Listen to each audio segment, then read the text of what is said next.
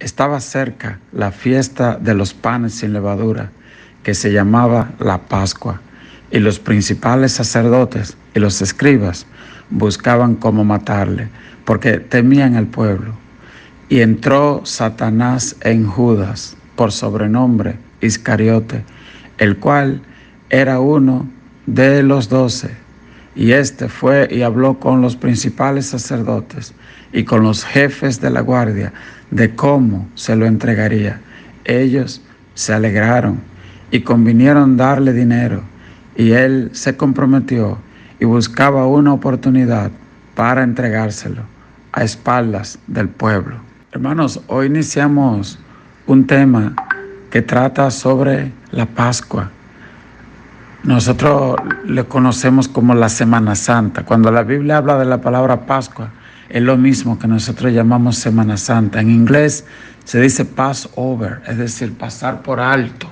Y se refiere a lo que sucedió en Éxodo, capítulo 12, cuando el pueblo de Israel estaba en Egipto. Y Dios les mandó que aquella última noche que estaban en Egipto, tomasen un cordero y lo sacrificaran. Y al sacrificar ese cordero, el Señor les mandó que tenían que comerse la carne de ese cordero, representando que ellos se identificaban con la muerte de ese cordero, que se hacían uno con ese cordero que murió, que aceptaban que la muerte de ese cordero era un sustituto de la muerte de sus hijos, de su primogénito. ¿Entendió la simbología? Ellos aceptaban que la sangre de ese cordero pagaba el precio de su propia sangre, y por eso ponían la sangre en los dos postes y en el dintel, simbolizando una cruz. Así, cuando el ángel de la muerte, Dios le dijo, cuando el ángel de la muerte pase en la noche por el campamento de Egipto, donde vea la sangre, él pasará de largo, o pasará por alto esa casa, o perdonará esa casa. Aleluya.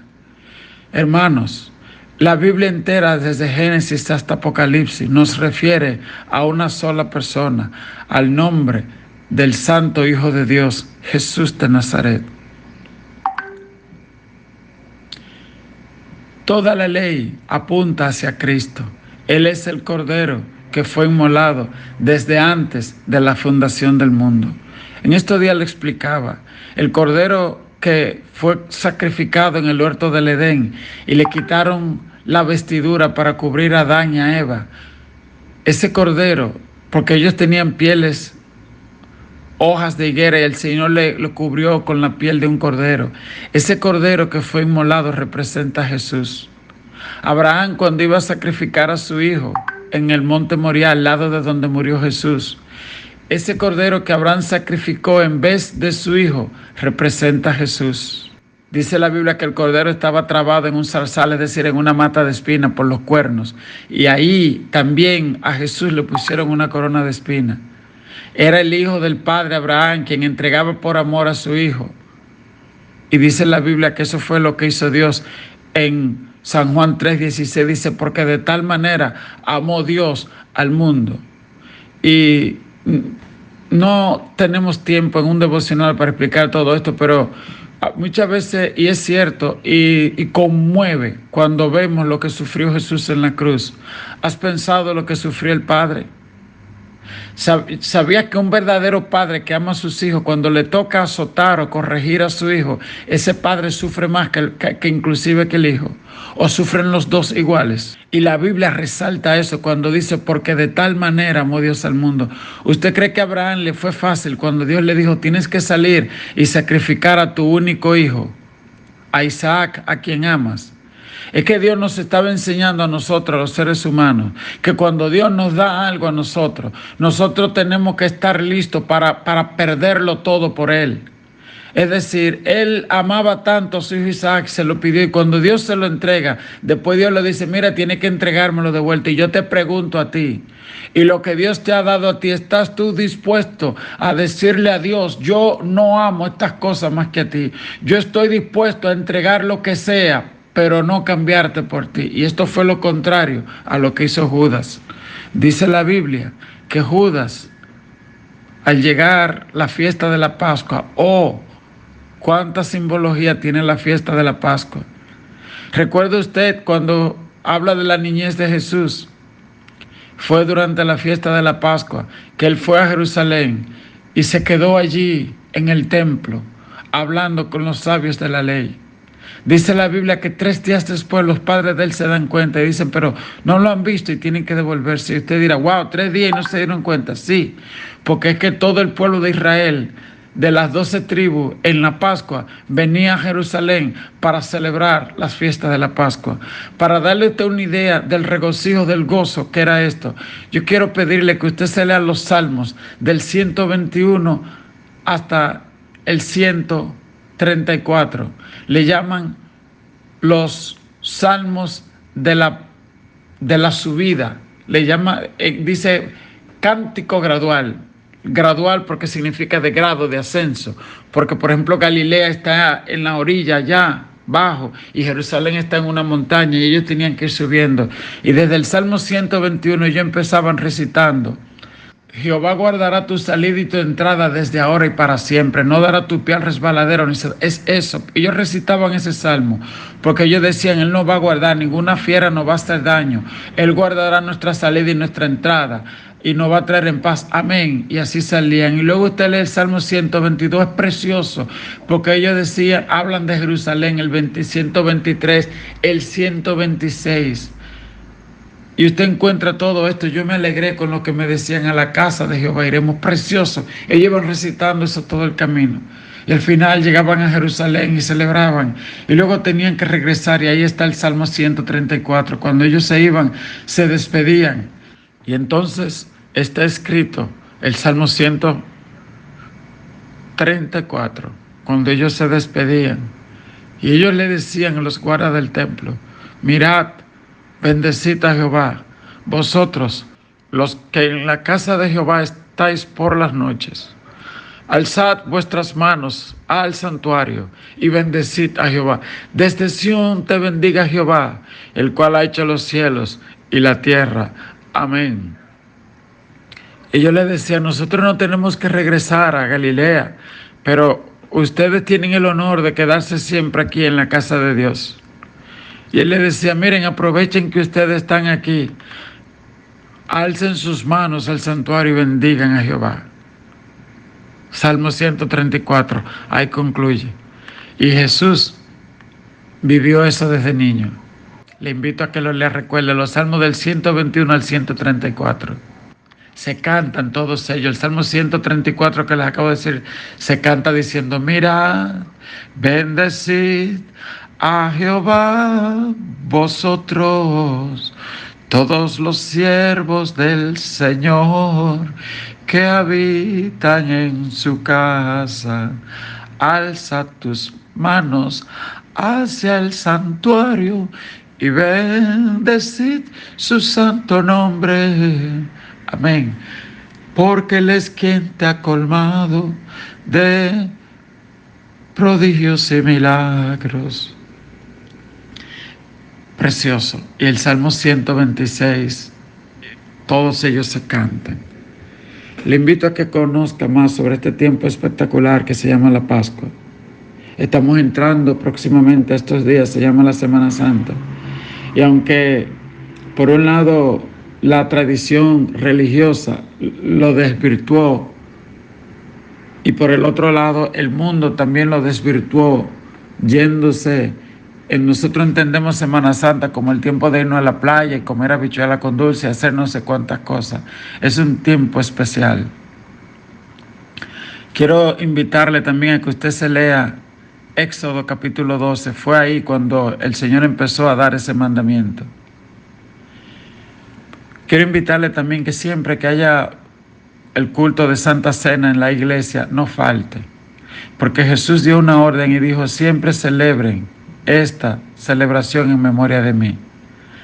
La Santa Cena representa lo que pasó en Egipto y lo que hizo Jesús en la cruz. En Egipto ellos comieron del cordero y pusieron la sangre en sus puertas. Y cuando vino el ángel de la muerte no los tocó a ellos. En la cruz, Jesús, el mismo día y a la misma hora que en Egipto sacrificaron el cordero, ese mismo día y a esa misma hora, Jesús estaba en la cruz del Calvario, y dice la Biblia que a la hora novena Él expiró, es decir, a las 3 de la tarde. Y al caer la tarde, es decir, entre 6 y 7 de la tarde, lo sepultaron, a la misma hora que el pueblo de Israel se comía y aquel cordero. ¿Y qué representa la muerte de Jesús? Que en su sangre fue derramada nuestra sangre y que nosotros estamos muertos al pecado. Y cuando Jesús murió, lo que hizo fue que con su sangre pagó nuestros pecados. Por eso nosotros celebramos la Santa Cena y comemos el pan, porque simbólicamente nos hacemos uno con el cuerpo de Cristo. Hay muchas promesas, muchas cosas suceden ahí, porque cuando tú participas de la Santa Cena y tú te haces un cuerpo con el de Cristo, tú puedes reclamar una promesa y tú dices: así como en el cuerpo de Cristo no hay enfermedad, así como en el cuerpo de Cristo estaba el Espíritu Santo, así como en el cuerpo de Cristo estaba la autoridad del reino para echar fuera demonios, así en mi cuerpo yo declaro que también mi cuerpo es templo del Espíritu Santo. Como en el cuerpo de Jesús habitaba el Espíritu Santo, así en mi cuerpo habita el Espíritu Santo. Y mi cuerpo no es para el pecado ni para la fornicación, mi cuerpo es para hacer la voluntad de Dios. Con mis labios, con mi corazón, con mi mente, serviré a Dios. Dice el verso 3: y entró Satanás en Judas. Qué pena que uno, en vez de permitir que sea Dios que dirija a uno, que uno permita que sea Satanás, y que el orgullo, la arrogancia, como usted le quiere llamar, sea lo que gobierne nuestros corazones. Y lo vendió por, dice la Biblia, por 30 piezas de plata. También le invito a que se lea Zacarías capítulo 11. Zacarías capítulo 11, verso 12 dice: y les dije: si os parece bien, dadme mi salario, y si no, dejadlo. Y pesaron por mi salario 30 piezas de plata. Y me dijo Jehová: échalo al tesoro, hermoso precio con que me han apreciado. Y tomaré las 30 piezas de plata y las eché en la casa de Jehová, en el tesoro. Y eso se cumplió literalmente cuando Judas vendió a Jesús por 30 piezas de plata. Pero eso estaba profetizado en Zacarías. Le hace Zacarías capítulo 11, 12, 13, 14, para que conozca sobre las profecías del fin. La 30 moneda era el precio por la que se vendía un esclavo. A Cristo lo vendieron por el precio de un esclavo, porque eso éramos tú y yo, esclavos vendidos al pecado. Pero Él nos compró en la cruz del Calvario. Y usted dirá: ¿y por qué Cristo tuvo que morir? Porque quien murió, quien pecó fue Adán, una sangre limpia, sin mancha. Y entonces la que tenía que pagar era una sangre limpia, sin mancha, del cielo, del Hijo de Dios. Y además quien pecó no fue un ángel, fue un hijo. Y por eso quien vino a la cruz a redimirnos fue un hijo. Dice el verso 7: llegó el día de los panes sin levadura, en el cual era necesario sacrificar el cordero de la Pascua. Y Jesús envió a Pedro y a Juan, diciendo: id y preparadnos la Pascua para que la comamos. Ellos dijeron: ¿dónde quiere que la preparemos? Él le dijo: he aquí, al entrar en la ciudad, os saldrá al encuentro un hombre que lleva un cántaro de agua. Seguidle hasta la casa donde entrare, y decid: el padre de familia de esta casa, decid al padre de familia de esta casa: el maestro te dice, ¿dónde está el aposento donde he de comer la Pascua con mis discípulos? Entonces Él os mostrará un gran aposento alto, ya dispuesto. Preparad allí. Y fueron y hallaron como les había dicho, y prepararon la Pascua. Una pregunta para ustedes: ¿recuerdan dónde fue que los discípulos recibieron el bautismo del Espíritu Santo? En un aposento alto, allí donde se celebró la fiesta de la Pascua.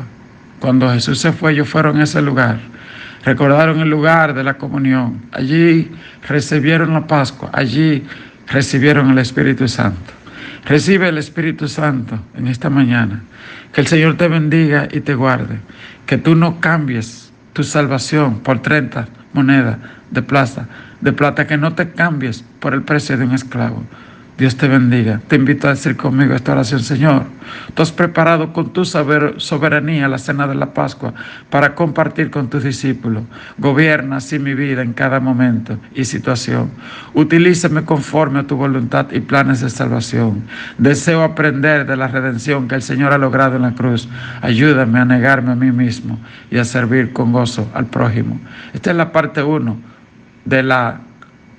del significado de la Semana Santa. Mañana vamos a continuar con la parte 2. Dios te bendiga, Dios te guarde. Pastor Luis Soto, Iglesia Evangélica El Renuevo.